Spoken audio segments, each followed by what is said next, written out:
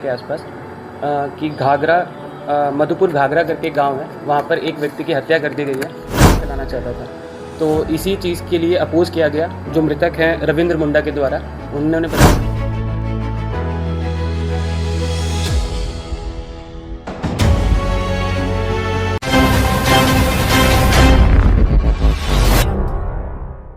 9 जुलाई 2026 को बेड़ो थाना अंतर्गत एक सूचना प्राप्त हुई थी सुबह 6 बजे के आसपास कि घाघरा मधुपुर घाघरा करके गांव है, वहाँ पर एक व्यक्ति की हत्या कर दी गई है गोली मारकर।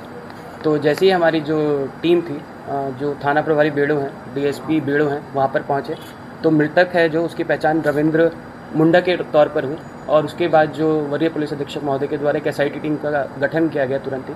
और जैसे ही उस टीम के द्वारा जगह जगह पर छापेमारी की गई और जितने भी फिजिकल और एविडेंसेज और टेक्निकल एविडेंसेज हैं उसको एग्जामिन किया गया, तो वहाँ से 3 व्यक्तियों का नाम सामने आया जिनके द्वारा ये घटना रात के टाइम पे की गई थी।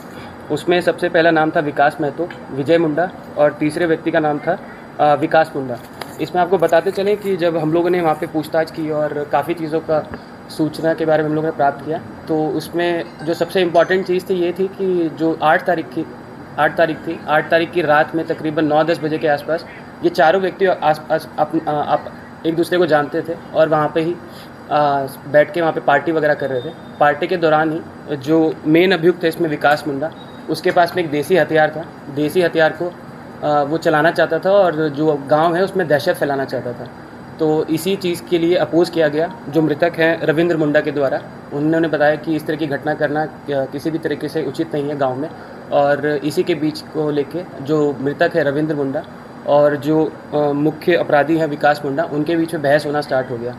और जैसी बहस थोड़ा ज़्यादा कन्वर्ट हुई तो जो विकास मुंडा है उनके द्वारा जो मृतक हैं रविंद्र मुंडा, उनको गोली मारकर हत्या कर दी गई।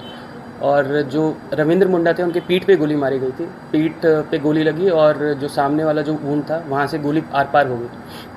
यह जैसे पिस्टल पे आपको दिखाया गया कि एक देसी पिस्टल है जो कि काफ़ी इस टाइम पे यूज़ में नहीं आता है, तो एक सिंगल शॉट उन्होंने मारा और उनकी ऑन स्पॉट डेथ हो गई तकरीबन 5 या 10 मिनट के अंदर ही।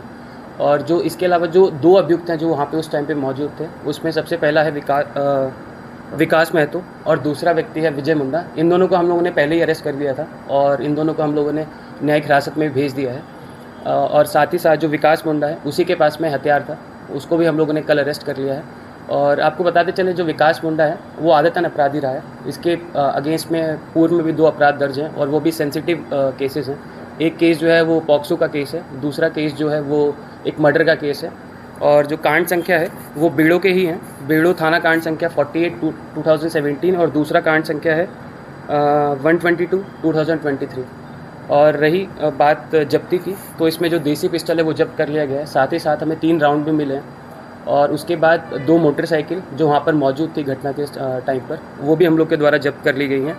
एक पल्सर 220 और एक होंडा साइन करके एक मोटरसाइकिल थी, तो दोनों को भी हम लोगों ने जब्त कर लिया गया है।